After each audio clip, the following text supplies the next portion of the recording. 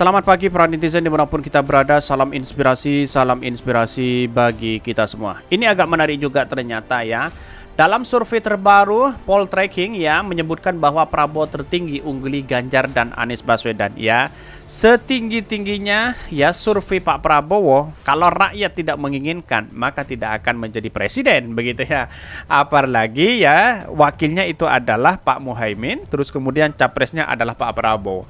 Walaupun dia partai besar ya, tetapi menutup kemungkinan ya dalam hal ini Pak Prabowo bisa kalah lagi begitu kan. Karena apa? Karena dia ya dari sebuah partai saja sudah dua partai begitu kan. Ya apalagi Partai Golkar kalau dia masuk ke situ ya tidak menjadi masalah, apalagi Partai PAN begitu kan.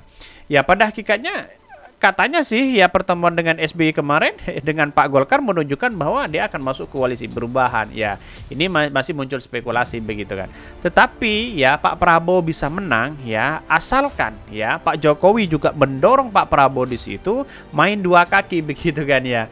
Ya kalau Pak Prabowo bisa dikhianati seperti ini ya kapan bisa menjadi presiden, kan begitu logika kita begitu.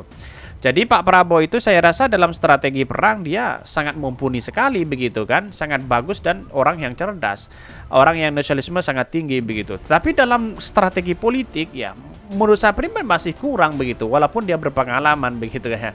Ya iya aja sebenarnya begitu kan. Tetapi mari kita baca terlebih dahulu komentar-komentar netizen seperti ini.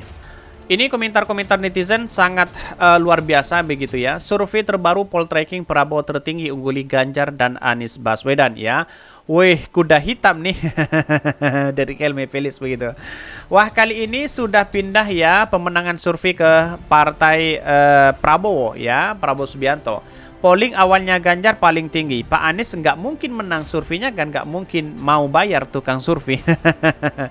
Kayaknya bakal dua putaran. Kalau Prabowo Ganjar yang maju, masa Anies mungkin ke Prabowo? Kalau Anies Ganjar maju, masa Prabowo mungkin besar ke Anies? Apalagi kalau Sandi jadi cawapres Ganjar. Kalau Prabowo Anies, maka Ganjar mungkin ke Pak Prabowo. Ya, di satu sisi ya. Tetapi kalau dia Pak Ganjar kalah, maka akan kembali kepada Pak Prabowo. Itulah keuntungan terbesar. Tapi di putaran pertama, akankah Pak Prabowo menang? Kan begitu pertanyaannya, begitu kan. Prabowo sih gue ya sebelumnya gue ngefans sama Pak Ganjar ya. Tapi setelah melihat akhir-akhir ini dia melukai hatinya, yang mending Pak Prabowo aja deh ya. Kali-kali Pak Prabowo lanjutkan ya kerja Pak Jokowi nanti penyelesaiannya yang belum tuntas ya. Ini banyak sekali pro dan kontra sebenarnya ya. Ganjar kurang suka partai pengusungnya, Anies kurang suka pendukungnya. Oh, kalau poll tracking ya udah ketebak hasil surveinya ya seperti indikator dan SMRC. Jadi sekarang itu ngapain masih percaya kepada survei begitu kan ya. Kita harus hormati saja begitu kan, karena inilah bagian dari spekulasi mereka begitu ya. Kali ini masih ada kesempatan ya sama beliau mengabdi sebagai presiden untuk membawa perubahan dalam upaya mensejahterakan rakyat, pro rakyat dan memajukan perekonomian Indonesia. Amin ya. Artinya ada kemungkinan bahwa hal survei tersebut tidak akurat, bisa berubah juga jumlah sampel dan metode sampling berbeda. Betul begitu kan. Kalau memang yang disurvei itu aja, maka jawabannya ya seperti itu begitu kan. Jadi artinya ya kalau kita melihat dari peristiwa Pak Prabowo selama ini begitu seolah-olah yang dikhianati oleh Pak Jokowi begitu menunjukkan bahwa Pak Prabowo semakin semangat begitu kan ya. Tetapi perlu diingat strategi dari PDIP itu sangat luar biasa juga begitu kan ya, bisa semuanya bisa kalah begitu kecuali memang kita harus awasi bersama-sama. Itulah kelemahan kita bahwa bisa saja ini bermain di tatanan kecil dan di tatanan bawah begitu untuk mengalahkan ini semua, bisa saja seperti itu begitu ya. Ayo rame-rame bikin lembaga survei di tahun politik ya, 5 tahun sekali. Wah.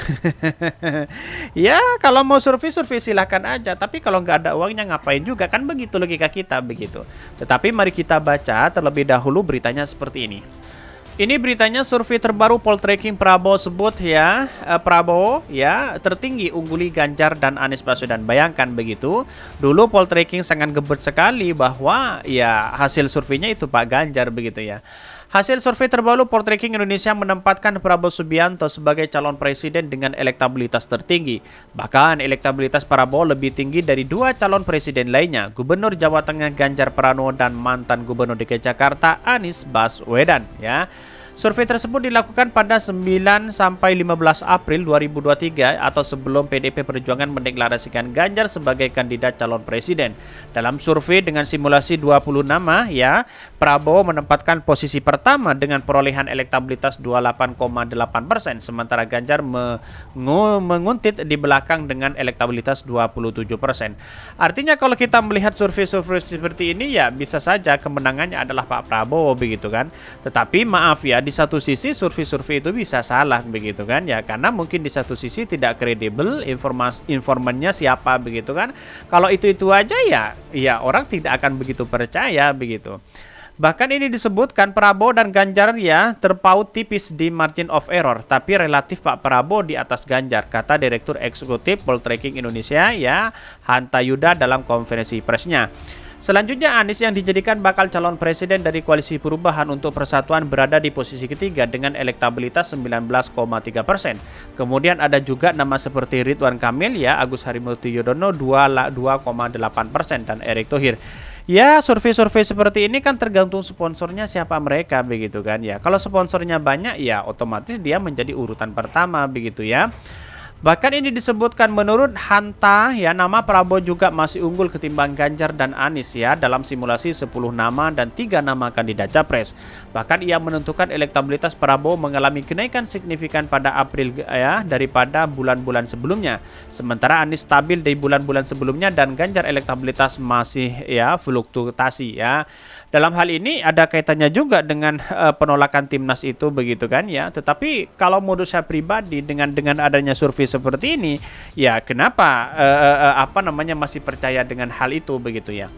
Bahkan Ganjar naik turun ya, ada dinamika batalnya Piala Dunia U20. Jangan lupa Ganjar baru deklarasi, ada potensi ya Ganjar sekarang bisa naik ya tuturnya. Bahkan ya ia memprediksi ya bakal sulit muncul nama calon presiden karena elektabilitasnya Ganjar ya. Elektabilitas Ganjar, Prabowo dan Anies unggul jauh ketimbang kandidat lainnya. Pasalnya nama-nama di tingkat elektabilitasnya masih di bawah 5%. Bahkan responden survei Poltreking Indonesia merupakan warga Indonesia berusia 17 tahun di atas. Survei dilakukan melalui wawancara ya, tatap muka langsung dengan responden. Pemilihan sampel dilakukan melalui metode multi-stag ya, random sampling. Dengan teknik ini sampel diambil sebanyak 1220 responden ya. Margin of error-nya survei di kisaran kurang lebih 2,9% pada tingkat kepercayaan 95%. Artinya kalau kita melihat survei-survei ini sering muncul begitu ya, Pak Ganjar, Prabowo, Anies Baswedan begitu. Tapi bagi kami ya menganalisis bahwa ya oke-oke aja sebenarnya, tapi menurut saya pribadi ya dengan adanya survei seperti ini seolah-olah orang-orang terjebak di situ, padahal tidak, begitu ya. Padahal apa sih yang harus kita percaya dari survei itu, begitu kan? Karena itu kan dari spekulasi orang, begitu. Mungkin yang disurvei orang-orang itu aja, misalnya setiap bulannya, karena memang ini setiap bulan keluar terus karena ini pekerjaan dari survei-survei ini, begitu. Jadi artinya kalau menurut saya pribadi langkah apa yang dilakukan seperti poltreking ini menurut saya pribadi ya biasa-biasa aja, ngapain kita harus percaya dengan itu, begitu kan. Ya Pak Hasto mengatakan ya tergantung sponsornya siapa mereka, kan begitu logika kita. Pak Prabowo mengatakan memang kita percaya kepada survei, kan begitu logikanya, begitu. Jadi kami itu memberikan satu statement bahwa oke lah tidak menjadi masalah, ini kan bagian dari demokrasi kita, begitu kan ya. Tetapi pemikiran-pemikiran kita itu jangan terjebak dengan pola survei-survei seperti ini. Kira-kira seperti itu, begitu. Mungkin itu yang kami sampaikan. Tonton terus channel Hodari Podcast Rakyat ini karena ada berita-berita menarik dan viral setiap harinya. Salam peran netizen, salam inspirasi bagi kita semua. Jangan lupa di subscribe channel YouTube Hodari Podcast Rakyat ini.